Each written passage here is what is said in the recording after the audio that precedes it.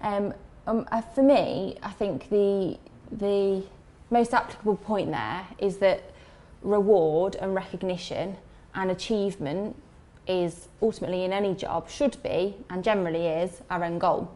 But without the guidance and without support and without communication and those triggers to, such as reviews, objectives, performance appraisals, it makes that process a whole lot more difficult. And that is something that is necessary for any role, albeit an exec position. Even execs have a goal, you know, an objective to achieve, particularly on what may have been decided for the business, which is then cascaded down to, you know, albeit an operative position or something of that sort. So it's something that's required at all levels. I think absolutely that communication and that clear sight of what's needed and what the end goal is. And ultimately, we'd all hope people want to do well. So, if you could just turn to your objectives sheet for me. So this is SMART objectives and possibly the objectives record document as well. So we'll look at SMART objectives first. But yes, I think, and this objectives sheet does summarise why we might want objectives quite nicely actually. This is something that's been put together by the business that I work for, but I dare say it's probably something that's probably quite widely used and adapted in exactly the same way. It ensures that everyone's clear in what's needed, what they're delivering, their part in the play, if you like, if you think of it in that way. Everybody has a role and understanding their specific role.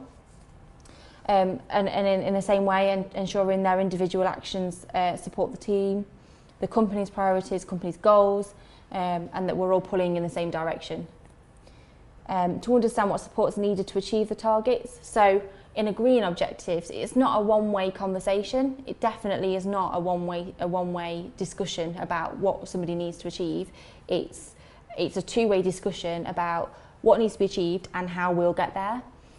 If the employee feels as though they need more tools, more training, more guidance, then that's an opportunity to have that conversation.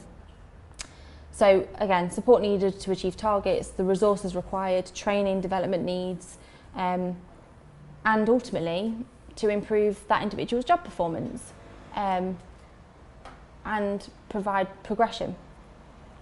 So as this sheet also says, you know, it is not an easy process, but once instigated and once set, it's much easier to then review, to go back, and to continue with those actions. And one of, you know, a bit of guidance I always give to my line managers is it can be very difficult to initially have those difficult conversations and to have that sit down of that sit down and that point in time of a discussion around this is where you need to be, you're not quite there yet. But it's an honest and open discussion and an honest conversation, and once you've had that and once you've set objectives around it, it is then much easier to go back and review, and then also much easier to be very honest about whether you feel or whether you can evidence that somebody is or isn't reaching those standards. It's absolutely a management tool, and it's really key. So this particular document obviously refers to SMART objectives. It's a really, really kind of universal tool that's used. Some of the words, there's some discussions and arguments about what some of the words should be in SMART, but what we have here is specific, measurable, achievable, relevant and timely. And I think if we use that generally, the reason why this is so universal is because it's actually really effective.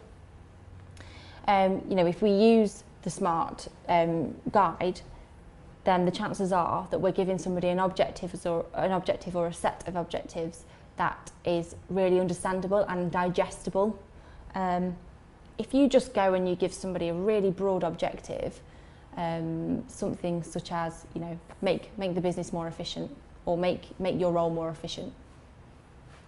Well, yeah, great, we'd love to get there, but actually what areas am I able to look at? What areas would you like me to look at? What aspects of the role specifically need to be a bit more efficient? Do we already have maximum efficiency in other areas of the role?